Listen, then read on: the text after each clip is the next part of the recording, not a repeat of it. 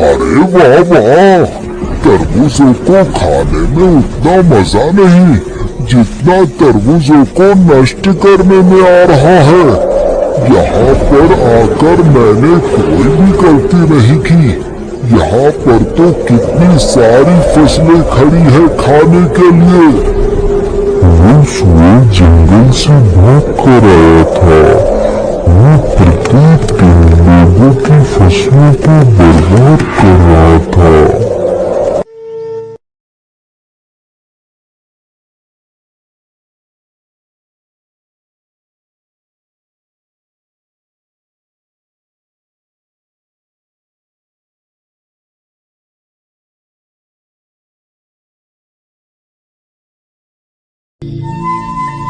हे भगवान, ये क्या हो गया?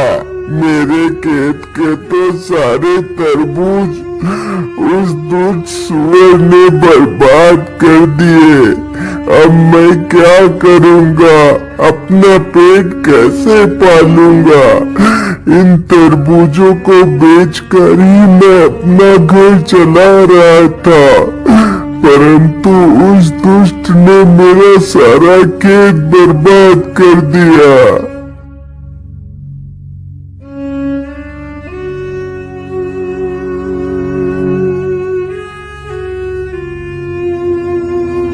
अरे मुन्ना भाया, क्या हुआ?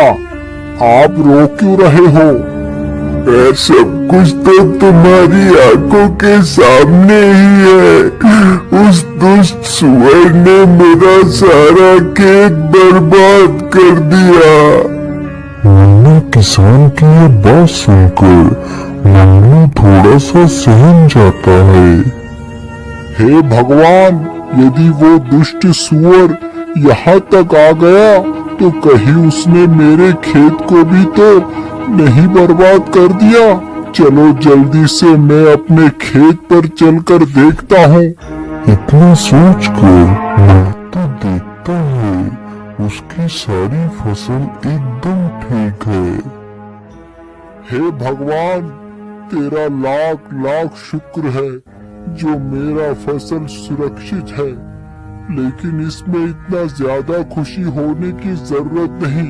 यदि कल ही वो सुअर यहाँ आकर मेरा भी खेत नष्ट कर दे तो मैं क्या करूँगा? अरे नहीं नहीं, मैं ऐसा करता हूँ, मैं आज से ही अपने खेत की रखवाली करता हूँ। मैं आज रात यहीं पर रुकूंगा।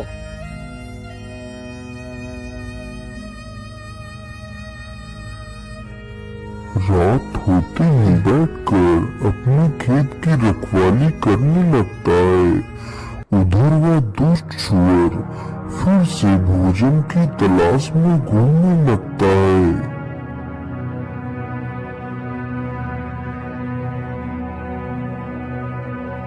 इधर तो खाना दिखाई नहीं दे रहा। मैं ऐसा करता हूँ, उधर को ही चलता हूँ जहाँ कल ढेर सारे तरबूज खाए थे। इतना सोचकर सुअर उधर को ही चल देता है जिधर मन्नू का खेत था। रास्ते में ही मन्नू का भी खेत पड़ता था जिसमें मन्नू ने खरबूजे बो रखे थे। अरे वाह, इधर से कितनी अच्छी खुशबू आ रही है। चलो इधर को ही चलता हूँ। वैसे भी कल तो मैंने तरबूज खाई ही थी, आज कोई नई चीज का स्वाद लेता हूँ। इतना सोचकर सुअर मंगलू के खेत की तरफ बढ़ता है। सामने से सुअर को आता देख मंगलू के पसीने छूट जाते हैं। अरे बाप रे बाप, इतना बड़ा सुअर, इसके दांत तो कितने पैने लग रहे हैं। ये तो कितना खतरनाक है।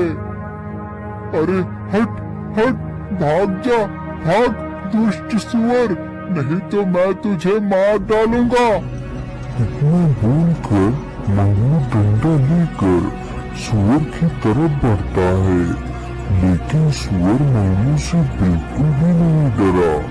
वहाँ से भागना तो दूर, सुअर और उल्टा मंगलू पर हमला करने के लिए आगे बढ़ता है और मंगलू को पूरे खेत में दौड़ाने लगता है। अरे अरे मूर्ख सुअर, तू यहाँ क्या कर रहा है? मेरे ही खरबूजे खाकर मुझ पर ही हमला कर रहा है। मुझे लगता है ये सुअर पागल हो गया है। अरे भागो!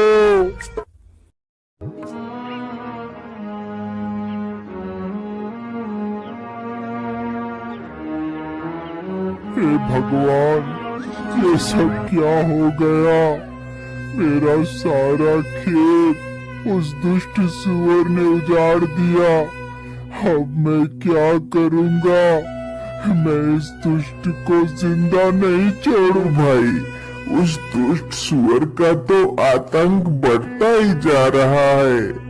लेकिन मुन्ना भाया, आखिर हम उस दुष्ट जानवर का कर भी क्या सकते हैं? अरे भाई, आप मेरी सलाह मानो तो हमें महाराज के पास चलना चाहिए। वो हमारी मदद जरूर करेंगे। इतना सोचकर मंगलू और मुन्ना तथा गांव के कुछ लोग राजा के महल में पहुंचते हैं। महाराज, हमारी सहायता कीजिए, हमें बचा लीजिए महाराज। अरे, आप लोग शांत हो जाइए। बोलिए, आप लोगों की क्या तकलीफ है? राजा के पूछने पर गांव के सभी लोग बारी बारी से राजा को उस सुअर के बारे में बताते हैं। आप लोग शांत हो जाइए। मंत्री जी, उस सुअर ने जिस चीज को भी नुकसान किया है, उसे 10-10 सोने की मोहरें दे दी जाए और पूरे राज्य में ये घोषणा करवा दो, जो कोई भी उस सुअर को जिंदा या मुर्दा लाकर मुझे देगा तो मैं उसे मुंह मांगा इनाम दूंगा। राजा का आदेश होते ही सैनिक पूरे राज्य में घूम घूम कर घोषणा करने लगते हैं। सुनो सुनो सुनो, हमारे राज्य में एक दुष्ट सुअर घुस आया है। यदि कोई भी इंसान उस सुअर को जिंदा या मुर्दा पकड़कर महाराज के सामने पेश करेगा तो महाराज उसे मुंह मांगा इनाम देंगे। सुअर इतना ज्यादा खतरनाक था कि किसी की भी हिम्मत नहीं हुई कि उसे पकड़ने के लिए जाए और अपनी जान जोखिम में डाले।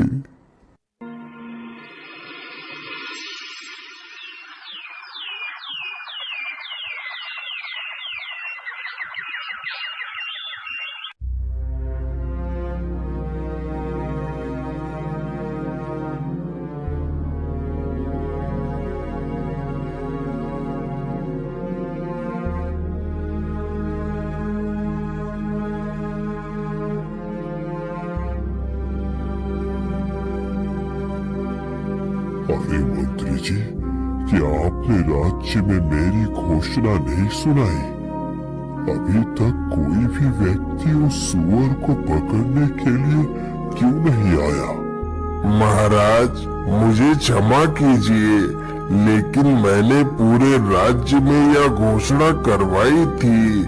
महाराज, मुझे लगता है वह सुअर बहुत खतरनाक है, इसलिए कोई भी व्यक्ति जानबूझकर अपनी जान को जोखिम में नहीं डालना चाहता। परंतु मंत्री जी, यदि ऐसा ही रहा तो वो सुअर हमारे पूरे राज्य का विनाश कर देगा। महाराज, उस सुअर को पकड़ना या फिर मारना किसी आम आदमी के बस की बात नहीं है। मंत्री जी, मुझे लगता है मुझे अपनी शर्त को बदलना होगा। इसीलिए मंत्री जी, तुम जाओ और पूरे राज्य में ये घोषणा कर दो, यदि कोई भी मुझे उस सुअर को जिंदा या मुर्दा पकड़ कर देगा तो मैं उसे अपना आधा राज्य तथा अपनी राजकुमारी की विवाह भी उसी वीर के साथ करवा दूंगा। सुनो सुनो सुनो, राजा ने अपनी शर्त बदल दी है। अब यदि कोई इंसान उस सुअर को जिंदा या मुर्दा लाकर राजा को देगा तो राजा उसे अपना आधा राज्य दे देगा तथा अपनी पुत्री का विवाह उसी के साथ कर देगा। सैनिक पूरे राज्य में यह घोषणा करते हैं। उन सैनिकों की बात तो भाई चुपचाप खड़े होकर सुन रहे थे। बड़े भाई का नाम राकेश तथा छोटे भाई का नाम भोला था। राकेश बड़े ही कुटिल स्वभाव का था, जबकि भोला तो मानो भोला ही था। वह दोनों बहुत ही गरीब थे। अरे भोला, क्या तुमने भी वही सुना जो मैंने सुना है? हाँ भैया, आपने एकदम ठीक ही सुना है। अब तो मैं ही उस सुअर को मार कर लाऊंगा और राजकुमारी से विवाह कर बन जाऊंगा इस राज्य का राजा। इसीलिए मैं तो चला महाराज के पास। इतना कहकर राकेश वहाँ से चला जाता है और भोला भी अपने घर की तरफ चला जाता है।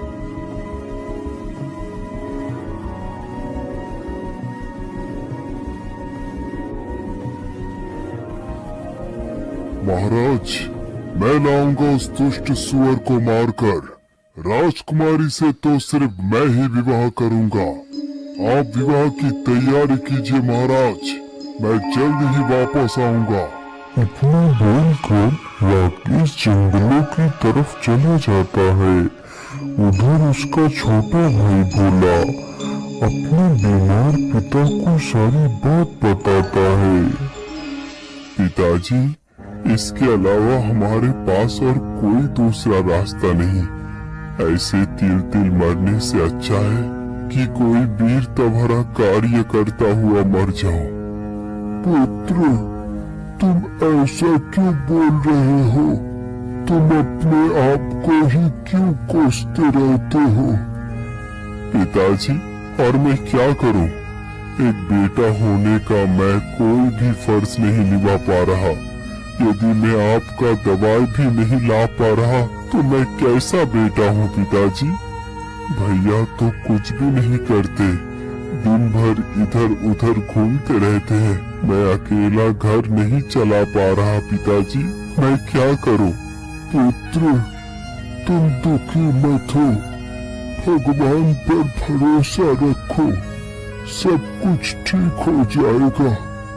पिताजी, यदि सचमुच भगवान सब कुछ ठीक कर देंगे तो मैं भगवान के सहारे ही उस दुष्ट सुअर को पकड़ने के लिए जाऊंगा। यदि ईश्वर ने चाहा तो मैं जरूर अपने मकसद में कामयाब होऊंगा।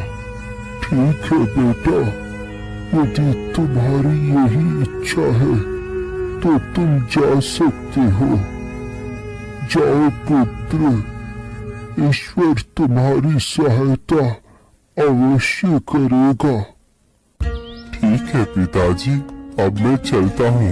इतना बोलकर भोला महल की तरफ चल पड़ता है और जल्दी ही महल में पहुंच जाता है।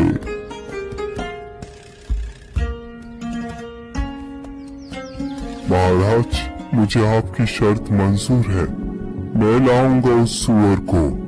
मुझे जाने की आज्ञा दी जाए महाराज। ठीक है पुत्र, तुम जा सकते हो। राजा की आज्ञा मिलते ही भोला एक तलवार लेकर जंगलों की तरफ निकल पड़ता है।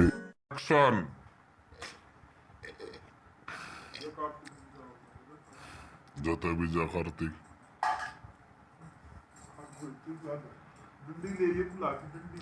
डंडी हौसला रे डंडी